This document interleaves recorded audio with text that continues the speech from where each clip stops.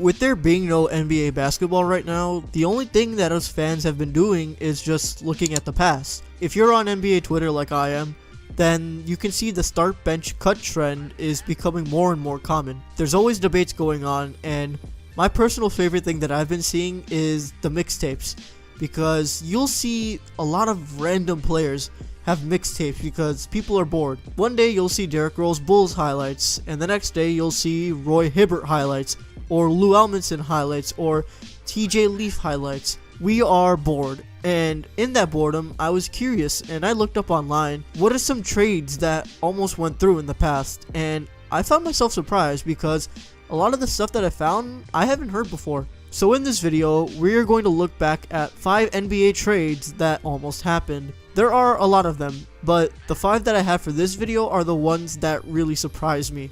So I thought that I would share them with you guys. With that being said, let's not waste any more time. My name is Naz, and let's jump right into it.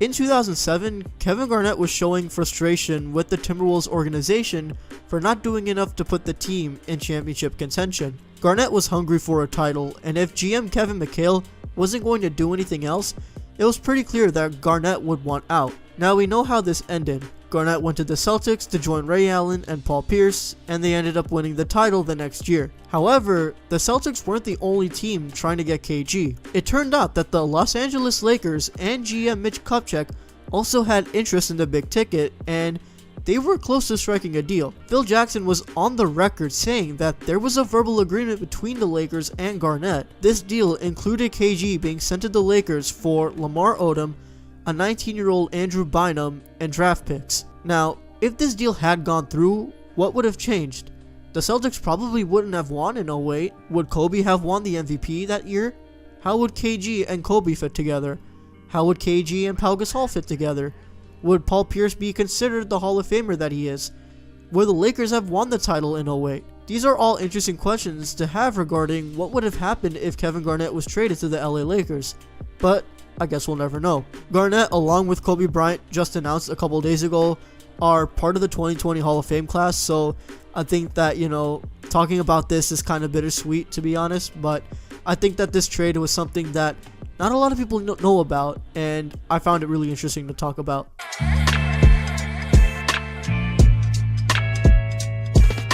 This one is interesting because the Sonics actually drafted Scottie Pippen before trading him to Chicago in 1987, but in 1994, after Jordan's first retirement, the Bulls were looking to do a swap with the Seattle Supersonics for Scottie Pippen and Shawn Kemp. Obviously that trade didn't follow through. MJ came back, him and Scottie won 3 more titles, the Bulls became a dynasty, and now Jordan and Pippen are seen as 2 of the greatest players of all time. But just imagine if this trade somehow went through. Imagine Michael Jordan coming back to the NBA to a Bulls team without Scottie Pippen but with Shawn Kemp. How would that have worked? Would Jordan have even returned to the Bulls? Would he have returned but to another team? Would he have even returned to the NBA at all? Would Jordan be seen as the greatest of all time if he didn't win those championships? Jordan was actually asked about this potential trade at the All-Star Weekend in 2018, and I'm quoting what he's about to say here. "Probably not," Jordan said. "I could have played with Shawn, but I wouldn't have been as comfortable as I was with Scottie." It's wild to think what would have happened if Scottie Pippen and Shawn Kemp switched spots. Things would have been incredibly different, and the way we see these players now would be incredibly different.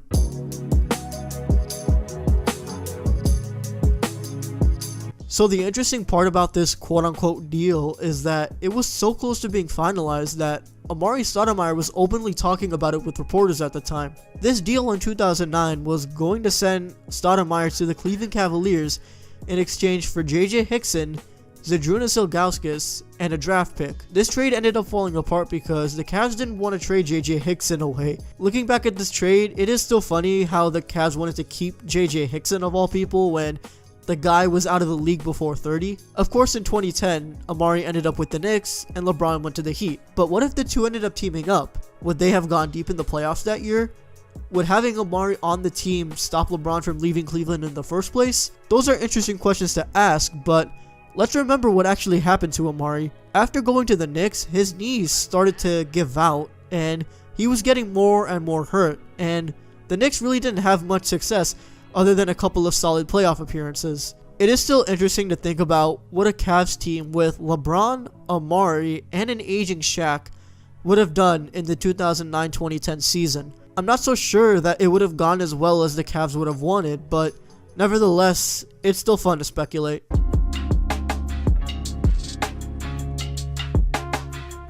Okay, this one is wild to me. So in 1999, the Raptors were not only willing to send Tracy McGrady to the Sixers, they were also willing to add a first-round pick to it for Larry Hughes.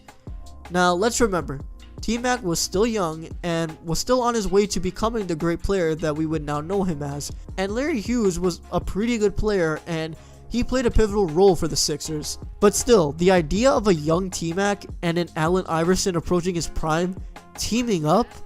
Oh my god. This was talked about a couple days ago on Twitter, and then the man, the myth, the legend, Stephen A. Smith, who has been known to work with AI for years, confirmed that this was a trade that almost went down. Now we obviously know what actually happened. T-Mac went on to become an NBA great whose career was cut short due to injuries, and Larry Hughes was part of that legendary 2007 Cavs team that LeBron single-handedly carried to the finals where they got swept. Would the Sixers have won the finals? How much fun would that duo have been to watch? It's crazy that this almost happened, and I can't even imagine how things would have turned out if this deal ended up going through.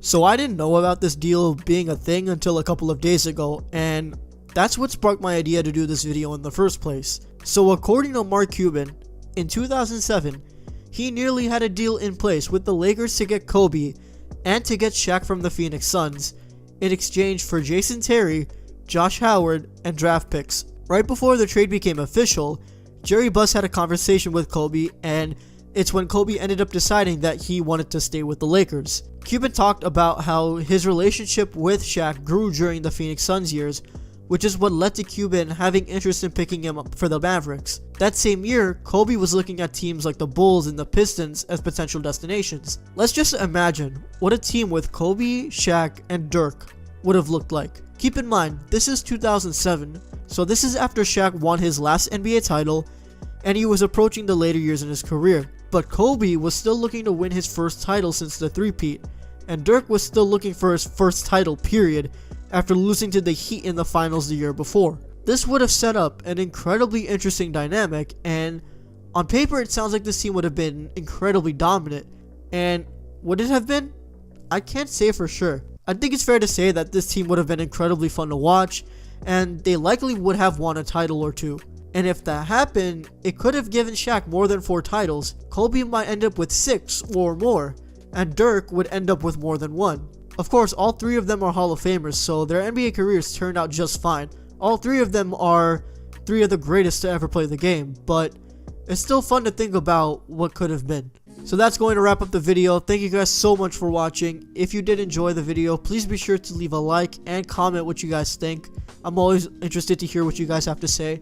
I also want to talk a little bit about my gaming channel, so I'm currently setting it up and trying to figure out what I want to do with it. I have a series idea for 2K20 that I do think will be fun, so I should have that soon. Ideally, I would like to upload on that channel 2 days a week if possible, so if you want to see some gaming content from me, please be sure to subscribe to the channel and show some support there. I would greatly appreciate it. And if you haven't already, please be sure to subscribe to this channel for more NBA content like this. Thank you guys for watching, and I will see you guys in the next one. Peace.